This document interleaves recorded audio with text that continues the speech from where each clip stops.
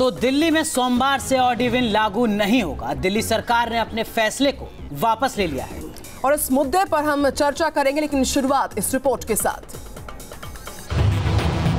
Odd even पर सियासी break. सोमवार से लागू नहीं होगा ऑड इवन। ऑड इवन पर केजरीवाल सरकार का यू टर्न। आखिर ऑड इवन पर क्यों पलटी केजरीवाल सरकार? अब सोमवार से दिल्ली में ऑड इवन फॉर्मूला लागू नहीं होगा। फैसला क्यों वापस लिया गया, उस पर दिल्ली सरकार का कहना है कि एनजीटी ने 2 पहिए वाहन और महिलाओं को ऑड इवन से छूट नहीं देने को कहा। इससे ऑड इवन नियम लागू होने में दिक्कत आती। सरकार के पास पर्याप्त संख्या में बसें नहीं हैं। सरकार महिलाओं की सुरक्षा से समझौता नहीं कर सकती। PM 2.5, PM 10 का लेवल भी नीचे आ चुका है। लिहाजा सरकार ऑड इवन को लागू करने का फैसला वापस ले रही है। केजरीवाल सरकार सोमवार को एनजीटी में रिव्यू पिटीशन भी दाखिल करेगी। मंडे को we are going back to NGT. We are requesting NGT कि वो जो 2 व्हीलर्स की एग्जेम्पशन और लेडीज़ की एग्जेम्पशन जो है वो उसको दोबारा कंसिडर करें, क्योंकि इन दोनों कंडीशन के साथ बड़ा मुश्किल होगा हमारे लिए ऑड इवन इम्प्लीमेंट करने का। लेडीज़ की सिक्योरिटी और सेफ्टी का इशू भी है। इससे पहले एनजीटी ने ऑड इवन फॉर्मूले को शर्तों के साथ मंजूरी दी थी। एनजीटी ने निर्देश दिया था कि महिलाओं, वीवीआईपी और 2 पहिए वाहन को भी नियम से छूट ना मिले। सुनवाई में सीपीसीबी और डीपीसीसी की दलील थी कि वाहन प्रदूषण में 20% भागीदारी 2 व्हीलर्स की है। एनजीटी ने शर्तों के साथ ऑड इवन को मंजूरी दी थी, लेकिन दिल्ली सरकार को ये शर्त मंजूर नहीं। Team news nation.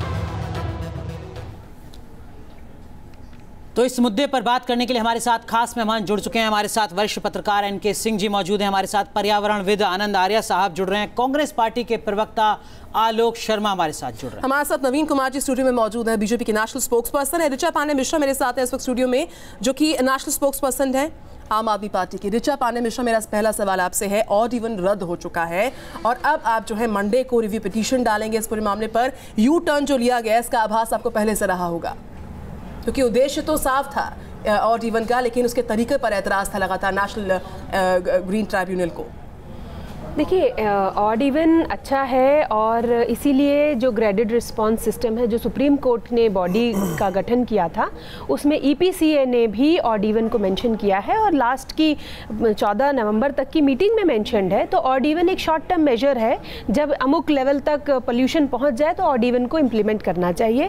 परंतु अगर महिलाओं के बारे में थोड़ा नहीं सोचेंगे, महिला सुरक्षा, क्योंकि हमारे पास एनफोर्समेंट नहीं है, पुलिस नहीं है, तो हम कैसे इंश्योर करेंगे? थोड़ा सा ही एक बहुत छोटा सेगमेंट है, उसका सोचना चाहिए। और 2 व्हीलर सोचना पड़ेगा, क्योंकि 30 लाख 2 व्हीलर्स अगर एक साथ उनको हमें मुश्किल होगी डील करने के लिए। और यहाँ मैं ये नहीं कहूँगी, मुझे पता है नवीन भाई मुझे अभी DTC बस पे लेके जाएंगे और वहाँ पर शोर मचाएंगे, परंतु मैं ये कहना चाहूँगी कि जिस हम हवा में सांस ले रहे हैं उसमें लॉन्ग टर्म मेजर्स की ज़रूरत थी, हमने वो किए। शॉर्ट टर्म मेजर्स की ज़रूरत है, जैसे पानी का छिड़काव करना, वो हम कर रहे हैं। और भी जो महिलाओं की सुरक्षा को ध्यान में रखकर दिल्ली सरकार ने ऑड इवन के फैसले को टाला है। दिल्ली में सुरक्षा का मुद्दा केंद्र के अधीन है, गृह मंत्रालय के अधीन है। क्या आपके पास प्रवक्ता के तौर पर कोई जानकारी है कि केंद्र सरकार से, गृह मंत्रालय से कोई संपर्क किया गया था? मैं आपको छोटी सी बात बताता हूँ। ऋचा पांडे मिश्रा जी ने जो कहा मैं उसी को कहता हूँ। मैं DTC पे नहीं जाता। आपने दिल्ली में 2200 बसें कम कर दी, मैं उस पर भी नहीं जाता। दिल्ली में आपने बसें नहीं बढ़ाई, मैं उस पर भी नहीं जाता। लेकिन अगर आप महिला सुरक्षा के प्रति संवेदनशील हैं तो महिला स्पेशल बस चला करती थी दिल्ली में, वो आपने बंद क्यों कर दी? नहीं, क्या गृह मंत्रालय से बात हुई? क्या हम ऑड इवन इसलिए लागू नहीं कर रहे हैं कि महिलाओं की सुरक्षा को खतरा है? गृह मंत्रालय ने नहीं कहा। हाँ, हमने नहीं कह रहे कि महिलाओं की सुरक्षा को खतरा है। ये हम नहीं कह रहे हैं, ये आम आदमी पार्टी का तर्क है। लेकिन मैं एक जानना चाहता हूँ, आपने महिला सुरक्षा, मेरे को एक बात बताइए, तो आप ये बताइए कि महिला स्पेशल बस चला करती थी दिल्ली में। एक सेकंड, मेरे साथ से छोटा सा सवाल, महिला स्पेशल बस चला करती थी, केवल महिलाओं के लिए स्पेशल DTC की बस चला करती थी, वो भी बंद कर दी। ऋचा पांडे, आप बता दीजिए कितनी बसें चलती हैं? ऋचा पांडे जो बुनियादी सवाल है, ऋचा पांडे सवाल का जवाब देती है। बुनियादी सवाल ये कि पुलिस दिल्ली की गृह मंत्रालय के अधीन आती है। सुरक्षा का मुद्दा आधार बनाकर अगर आप ऑड इवन को कैंसिल करते हैं तो क्या गृह मंत्रालय से कोई संपर्क किया गया था क्या? देखिए, अब आप दिल्ली में और पूरे लाहौर से लेके नेपाल तक जो पोल्यूशन है उसकी जिम्मेदारी पिछले कुछ दिनों से टीवी चैनल्स आम आदमी पार्टी की दिल्ली सरकार पे डाल रहे हैं। महिला सुरक्षा मैं सिर्फ ये कह रही हूँ वजह बताकर रद्द करने से जुड़ा सवाल आपसे पूछ रहा हूं। तो फिर क्या बुनियादी सवाल, हम सोमवार को जा रहे हैं, बुनियादी खुद अरविंद केजरीवाल आलोक शर्मा हमारे साथ हैं, कांग्रेस के नेशनल स्पोक्स पर्सन है। आलोक जी, आपका इस बात से कितना इत्तेफाक है जिस तरीके से ये यू टर्न लिया गया, ऑड इवन को रद्द किया गया है और महिला सुरक्षा का हवाला देने के साथ साथ बसेस की कमी का भी हवाला दिया गया है?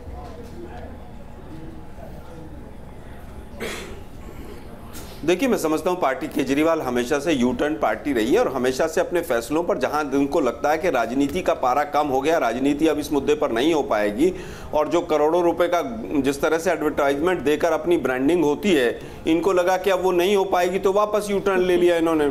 अभी कह रहे हैं महिला सुरक्षा। अरे भाई, आपके तो मैनिफेस्टो में कमांडो फोर्स लिखा था कि कमांडो फोर्स बनाएंगे हम, तो क्या हुआ उस कमांडो फोर्स का? कमांडो फोर्स बनाकर बसों में चलाएंगे। आज हालत यह है कि मोदी जी वहां गुजरात, नहीं बिल्कुल, अरे साहब आपने तो पता नहीं क्या क्या कर दिया है।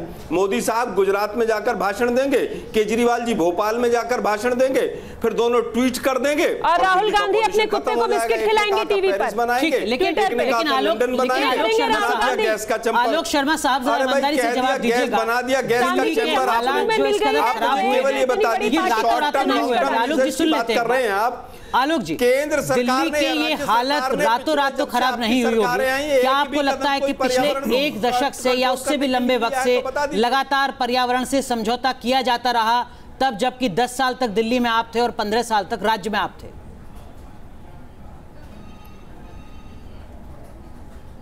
देखिए, मैं समझता हूँ ये सारा जो दोष है ना, ये पंडित नेहरू जी का है। ये लोग तो दोनों मजे लेने के लिए आए हैं, मोदी साहब और केजरीवाल साहब। ये तो सारा दोष पंडित नेहरू का है। पंडित नेहरू पहले देश के प्रधानमंत्री, इसमें कोई गलत नहीं कह रहे हैं। बड़ी मुश्किल कभी आप मान लेते हैं, आपकी जिभ्या पे सरस्वती आ जाती है आलोक जी, आप मान लेते हैं पंडित नेहरू का वाकई में दोष है। और दूसरी बात ये, आप बार-बार कहते हैं मोदी जी की गुजरात में भाषण, विषयांतर नहीं, नवीन जी माफ कीजिए, विषयांतर नहीं चाहता, लेकिन ये बात छेड़ते उसका जवाब देना। दिल्ली में गृह मंत्रालय है, दिल्ली में पूरा मंत्रालय है, आप बताइए ना सरकार को, दिल्ली सरकार अपने अधिकारियों से मोदी साहब ने क्या के पास क्या एक घंटा नहीं है, ठीक है, नोटिस दे रही है, मुकदमा दर्ज कराया जा रहा है। दिल्ली सरकार जब अपने अधिकारियों से बात नहीं कर सकती, नवीन जी माफ कीजिए, आपको रोकूंगा, आलोक जी आपको भी रोकूंगा। देखिए, विषयांतर नहीं होते हैं, हम इसी मुद्दे पर बात करते हैं। एनके सिंह सर, जो केजरीवाल सरकार की तरफ से ये फैसला लिया गया है, आपको लगता है कि वाकई अपनी किरकिरी को बचाने की ही कोशिश है?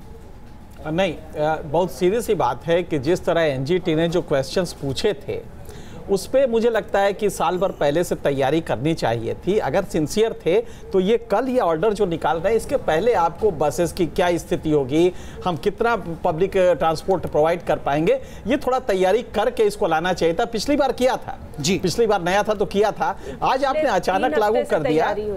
हो रही है, लेकिन आप बस कहाँ से लाएंगे? अब इस समय आपको 4000 बसेज है और उसके 3 गुना चाहिए, कहाँ से लाएंगी? तो ये मेरे ख्याल से एक पब्लिक ट्रांसपोर्ट वाली स्थिति हो जाती तो कोई दिक्कत नहीं है। और इसमें स्टेट का रोल है, स्टेट को करना चाहिए। अगर केजरीवाल कर रहे हैं तो कहीं से गलत नहीं, सांस लेने में दम घुट रही है, बच्चे मर रहे हैं, अगर ये स्थिति है तो बिल्कुल स्टेट को करना चाहिए। लेकिन एक चीज और भी है, ये सिर्फ दिल्ली की प्रॉब्लम नहीं है। जो ऋषा ने कहा था, ये अगर आप पाकिस्तान से लेके और देहरादून तक एक लंबा कई 100 किलोमीटर का स्ट्रेच है जिसमें कि ये प्रॉब्लम हो रही है, तो सिर्फ दिल्ली की गाड़ियों के आने से नहीं हो रही है, ये पराली जलाने से लेकर बहुत सारी चीजें हैं। और ये सिर्फ इसलिए कि टेक्नोलॉजी की वजह से आपने जब कंबाइंड हार्वेस्टर शुरू किया खेती में और धान के कटाई के लिए आपने 3 फीट छोड़ दिया प्लांट, और उसको वो किसान जानता है कि इसको हम कुछ नहीं कर सकते, जलाना ही पड़ेगा। ये प्रॉब्लम वहां की है। लेकिन ये बिल्कुल सही है कि केजरीवाल को इसकी तैयारी मुझे लगता है कि 2-3 महीना पहले से करके और तब इसमें हाथ डालना चाहिए था। निश्चित तौर पे। आनंद आर्य जी हमारे साथ पर्यावरण विद। आनंद जी, अब चूंकि PM 2.5 और PM 100 में गिरावट आई है, स्तर नीचे गया है, जिस तरह की समस्याएं चारों तरफ नजर आ रही हैं और सरकार की अब तक के उठाए गए कदमों से आपका कितना इत्तेफाक है?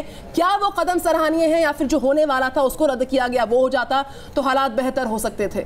देखिए, इसमें एक बड़ी पुरानी कहावत है, बोए पेड़ बबूल का आम कहाँ से पाए। हम लोगों ने शायद दिल्ली में गलत सरकार चुन ली है। पूरे 2 साल से देख रहा हूँ, एक भी किसी भी तरह का कोई भी एक्शन इन लोगों ने नहीं लिया है सरकार ने। ऐसा क्यों लगता है सर आपको? बड़ा सिंपल है सर, 2016 जनवरी में IIT कानपुर की एक रिपोर्ट है, पर्यावरणविद है, एक रिपोर्ट है, उसके अंदर बिल्कुल उन्होंने ये आइडेंटिफाई कर रखा है कि किस सोर्स से कितना परसेंटेज पोल्यूशन होता है और उसको कंट्रोल करने के लिए क्या करना है। अब 3-4 बहुत सीधी सी चीज़ें हैं। अब जिसे बसें हैं, जिसका इस समय तो ऑड एंड इवन की अगर हम बात करते हैं तो ऑड एंड इवन की जो बैकबोन होती है वो बैकबोन होती है पब्लिक ट्रांसपोर्ट सिस्टम जी। और अगर पब्लिक ट्रांसपोर्ट सिस्टम को आप बिल्कुल ही किसी तरह का बढ़ावा नहीं देंगे, जो आपको करना चाहिए वो नहीं करेंगे, ठीक है, आप में बसें नहीं। अब देखिए, एक मिनट, कल गोपाल राय जी ने बोला कि हम बसें इसलिए नहीं खरीद सकते कि हमारे पास पार्किंग की जगह नहीं है जी। अरे जरा सा आप दिमाग लगाइए, आपके पास जहां जहां और कुछ नहीं है तो जो पब्लिक रोड्स हैं, आपको पार्किंग सिर्फ रात को 10 बजे से सुबह 6 बजे करनी है ना। ईमानदारी हो तो ईमानदारी से ये काम नहीं कर रहे हैं। 11,000 बस खरीदी जानी थी, बसों की संख्या लगातार कम हो रही है। ये रॉकेट साइंस था क्या? और लगातार 3 साल में 40 से ज्यादा आदेश अदालतों के आए हैं, सुप्रीम कोर्ट, हाई कोर्ट और एनजीटी के। कार्रवाई क्या हुई? बुनियादी सवाल ये है। देखिए, एक तो बड़ा मूलभूत प्रश्न आज ये उठता है कि हमारे डॉक्टर हर्षवर्धन जी ने, जो कि केंद्र सरकार के मंत्री भी हैं और डॉक्टर भी हैं, वो कह रहे हैं कि एयर पोल्यूशन का और स्वास्थ्य का, एयर पोल्यूशन से लोग मरते नहीं हैं। तो एक विषयांतर नहीं होते। तो ये विषयांतर नहीं, मैं विषय पे जा रही हूँ। बस की खरीद के लिए क्या कुछ हुआ? अदालत के आदेशों पर क्या कुछ हुआ? बिल्कुल, मैंने शुरू में माना इस बात को कि बस नहीं है। अगर ये सिचुएशन है, बिल्कुल अभी बस नहीं आई है, बस आएगी। ये रॉकेट साइंस था क्या? 3 साल से आप अगर आप बस के बारे में एलजी महोदय से पूछें, महिला सुरक्षा के बारे में एलजी महोदय से पूछें, पत्तियां जलाने से रोकें क्या, इसके लिए भी उपराज्यपाल से पूछवाएंगे आप? ये बताइए, पत्तियां एमसीडी के अंदर आता है। नवीन जी, पत्तियां जलाना एमसीडी के अंदर आता है। और आज भलसवा की जो लैंडफिल पुराने वाहनों को जब्त किया जाए, ये भी एमसीडी के अधीन आता है। बिल्कुल, वो हम कर ही रहे हैं। परिवहन विभाग क्या करता है? सवाल ये है कि ईमानदारी से प्रयास हुए हैं क्या पिछले 3 साल में? अगर हमें 7 पॉइंट दिए हैं तो हम 5 पॉइंट्स पे खरे उतरे हैं। 2 पॉइंट पे हम अगर चूक रहे हैं तो 100% नहीं कर पाए, 80%। नवीन जी, जरा आप भी ईमानदारी से बताइए, भलसवा लैंडफिल साइट आज कैसे जल रही है? नवीन जी, ईमानदारी से बताइएगा, 7 सांसद हैं आपके भारतीय जनता पार्टी के जो दिल्ली से चुनकर आते हैं। पर्यावरण के मुद्दे पर कितनी बार इस मुद्दे को संसद में उठाया, कितनी बार प्रधानमंत्री से मिले और ये कहा हो कि बजटीय आवंटन बढ़ा दीजिए। बिल्कुल, बसों को खड़ा करने के लिए जमीन दिलवा दीजिए। देखिए, बसों को खड़ा करने के लिए जमीन की जो बात कर रहे हैं, दिल्ली में बहुत सारी जमीन है, बहुत जमीन है, और जो दिल्ली सरकार के पास है, कभी इन्होंने कोशिश भी नहीं करी। मुझे बताइए, बस खरीदने के लिए उन्होंने कौन से टेंडर निकाले, किसके पास गए, एलजी की कौन सी अप्रूवल के लिए फाइल भेजी? आज तक नहीं भेजी। आपको मैं फाइल की कॉपी दे दूं? नहीं भेजी बहन जी, आप रहने दीजिए, मैं करूँ। दूसरी बात, हाँ बिल्कुल दे दीजिए, तुरंत जाके कराएंगे। दिल्ली की जनता के लिए कहीं भी जाएंगे। आप हमसे कोई मदद चाहते हैं? पर्यावरण की बात, 7 सांसद हैं आपके दिल्ली, मैं वही बताने जा रहा हूँ। हर स्टेप के लिए एलजी के सामने गिड़गिड़ाना पड़ता है। सुन लीजिए, 7 सांसद है ना जी। पहली बार हुआ कि 7 सांसद को बुला के दिल्ली गवर्नमेंट जब उसके अंदर बैठक में नहीं आए नितिन गडकरी जी के पास, तब दिल्ली सरकार के चीफ सेक्रेटरी दूसरे लोगों को बुलाया, और बुलाने के बाद पहली बार हुआ दिल्ली के आसपास का कॉरिडोर जो बन रहा है, दिल्ली के आसपास जो सड़कें यानी जो कॉरिडोर बन रहा है, ताकि जिससे वो केवल कोई भी बाहर के ट्रैफिक दिल्ली में ना सके, ट्रक दिल्ली में ना सके, ये काम दिल्ली सरकार कर रही है। पहली बार हुआ, इससे पहले नहीं हुआ। दिल्ली गैस चैम्बर बन चुकी है, अदालत की टिप्पणी है।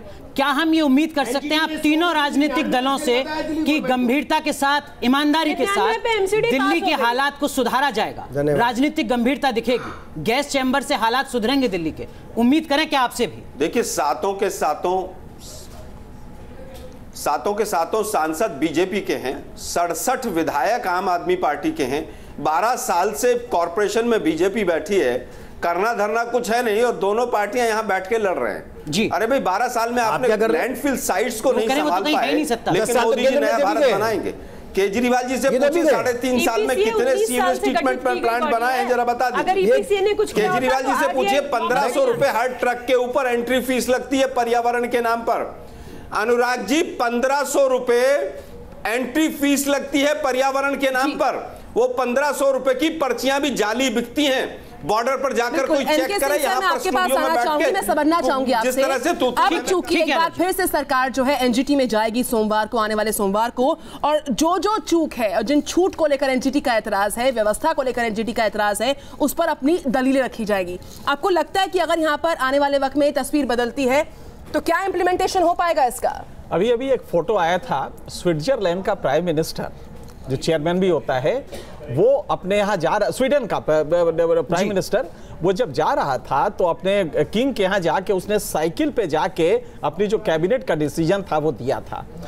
क्या हम लोग ये पब्लिक के लेवल पे, अगर मोदी जी स्वच्छ भारत के लिए इतना अच्छा रिस्पांस ले सकते हैं तो मेरे ख्याल से हर पॉलिटिशियन का ये कर्तव्य होना चाहिए कि स्वच्छ भारत की तरह इसको भी शुरू करे कि पॉल्यूशन नहीं होगा और लिहाजा गाड़ियों को डिसुएट करे कि वो दिल्ली के में एंटर ना करे। ये बात जाहिर है कि गाड़ियां अगर आ रही तो पॉल्यूशन होगा, लेकिन इसके अलावा जो सबसे बड़ी बात है, टेक्नोलॉजी में नया इंप्रूवमेंट करने की जरूरत है। हार्वेस्टर जो आप लाए हैं 23 मिलियन टन, आप समझ सकते हैं करीब 2 करोड़ 30 लाख टन इतना जलाया जाता है पराली, जिसकी वजह से पूरा का पूरा नॉर्थ इंडिया आज गैस चैम्बर बन गया। ये सिर्फ दिल्ली की प्रॉब्लम नहीं है, दिल्ली में मीडिया है इसलिए लग रहा है। बिल्कुल। चूंकि समय का अभाव है नवीन सर, यहाँ पर एक और जवाब मैं आपसे चाहकर भी नहीं ले पाऊंगी नवीन सर। लेना चाहता हूँ, ये नकारात्मक विपक्षी राजनीति नहीं होनी चाहिए। मैं कुछ दिन पहले दिल्ली में कांग्रेस ने काला दिवस मनाया और पूरे कनॉट प्लेस में गन फैला करके चले गए।